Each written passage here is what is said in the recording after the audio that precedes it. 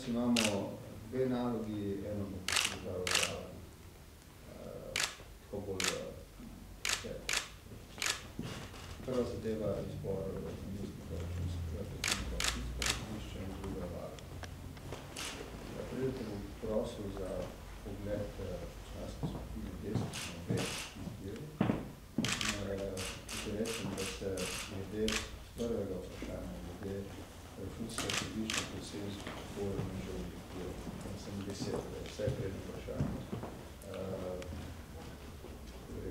Skupno stališče zelo blizu.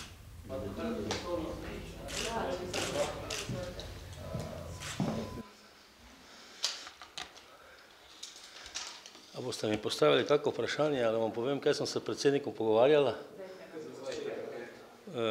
Najprej vas prav lepo pozdravljam. Kot veste, ker danes že nekaj časa potekajo pogovori z vodji poslanskih skupin in predsednikom republike. Teme so povezane z novim predsednikom, predsednico varuha človekovih pravic, namestnikom predsednika računskega sodišča. To sta dve teme, o kateri smo se pogovarjali. Seveda predsednik pa je tudi še na dnevni red uvrstil temo okrog referendumske zakonodaje. V stranki Desus smo včeraj na vodstvu stranke se pogovarjali o kadrovskih rešitvah na teh dveh področjih. Moram reči, za varuhinjo, varuha človekovih pravic izmed predlaganih oziroma prijavljenih kandidatov se nismo za nobenega kandidata odločili, ampak smo to možnost prepustili predsedniku, da predsednik predlaga ustreznega kandidata oziroma ustrezno kandidatinjo. No, pri namestniku predsednika računskega sodišča smo imeli tudi predlog z naše strani, smo pa rekli, da smo pripravljeni tudi se pogovarjati o bilo katerem drugem kandidatu, za katerega bo predsednik ter ostali ocenili, da je možen namestnik predsednika računskega sodišča. Kdo bo kandidat, kandidatka, to informacijo boste dobili od predsednika države. Glede referendumske zakonodaje bi rekel takole, da tudi po mnenju predsednika nikoli nismo bili tako blizu, kot smo zdaj, da bi lahko to zadevo spremenili.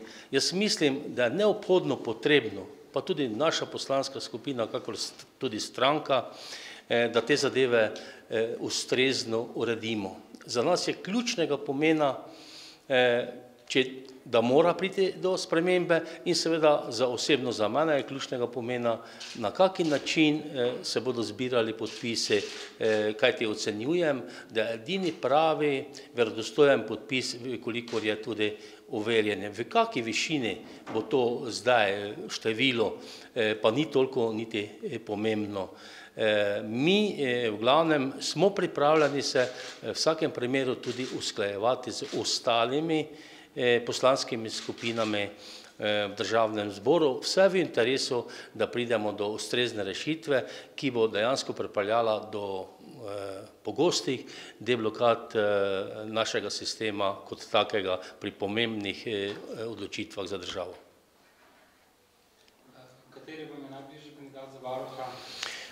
Mi nimamo najbližje kandidata za varuha, ocenjujemo pa, da bi bilo zaželjeno, da bi bila to osebnost, ki bi imela ustrezne reference, mogoče tudi taka osebnost ali pa predvsem taka osebnost, ki se do sedaj politično ne bi izpostavljala, ne bila politično aktivna in ki je priznana javna osebnost v Republiki Sloveniji.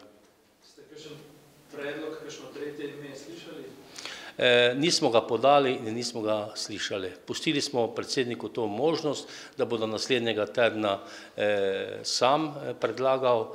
Je pa res, da pa tako zahtevne, po svoje zahtevne funkcije, bilo kdo tudi ne bo želel enostavno in preprosto prevzeti, kajti na nek način, vekolikor bi se zgodilo, da v državnem zboru ne dobi zadostno število glasov, se mu lahko potem tudi zapirajo poti na drugih področjih.